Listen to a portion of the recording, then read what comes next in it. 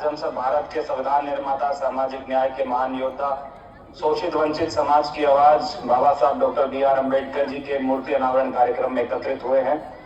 मैं तमाम साथियों का हार्दिक अभिनंदन, स्वागत करता हूं और सभी को धन्यवाद ज्ञापित करता हूं।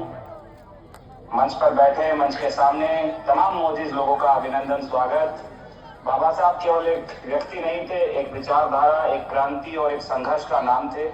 उन्होंने उस दौर में शिक्षा हासिल की जब दलित समाज के लिए स्कूल के दरवाजे तक बंद थे, लेकिन बाबा साहब ने कहा शिक्षित बनो, संगठित रहो, संघर्ष करो।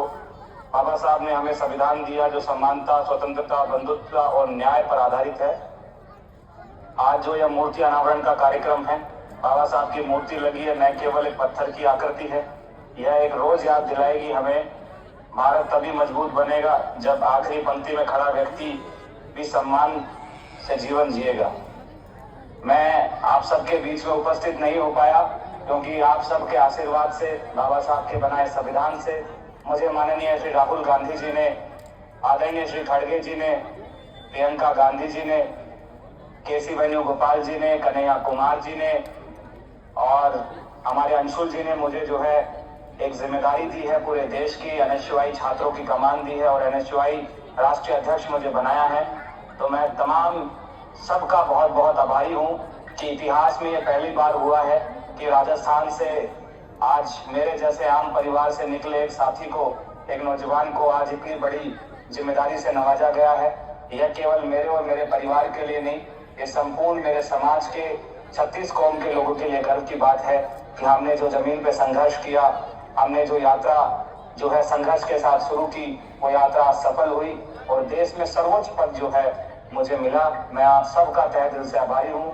आप सब मेरे ऊपर अपना आशीर्वाद बनाए रखें। मैं भविष्य में मैं ये आपको विश्वास जताता हूँ कि मैं आपकी हमेशा अधिकारों की, हक की लड़ाई लड़ूंगा और न्याय की इस लड़ाई में मैं हमेशा आपको अग्रिम पंक्ति में खड़ा मिलूंगा।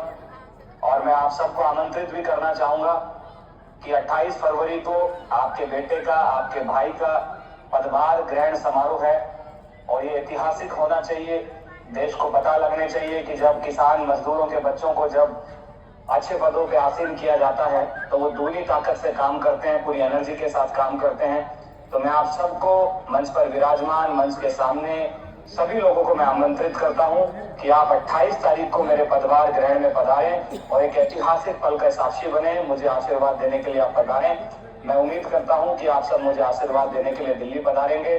28 तारीख प्रातः 10 बजे रायसीना रोड, एनएसयूआई ऑफिस। अगर आप गूगल पे मैप पे जो है लोकेशन लगाओगे एनएसयूआई इंडिया ऑफिस तो उसमें आ जाएगा। संसद से मात्र 200 मीटर की दूरी पे है, संसद जो भवन है उससे मात्र 200 मीटर दूरी पे मेरा ऑफिस है। मैं आपके आशीर्वाद के लिए लाइलाइट रहूंगा और फिर से आपको बहुत बधाई, बहुत सारी शुभकामनाएं। हम सबको बाबा साहब के संविधान को, उनके विचारों को जिंदा रखना है, इसके लिए काम करना है। मैं आप लोगों के बीच में नहीं पहुंच पाया, इसके लिए मुझे खेद है, लेकिन मैं आपको विश्वास दिलाता हूं मैं जीवन में कभी भी ऐसा कोई दोबारा कार्यक्रम बनेगा मैं आऊंगा और आप लोगों का आशीर्वाद लेकर आगे बढ़ूंगा। आप सबने मुझे बोलने का मौका दिया, अपनी बात रखने का मौका दिया, मैं इसका बहुत बहुत तहे दिल से आभार प्रकट करता हूं।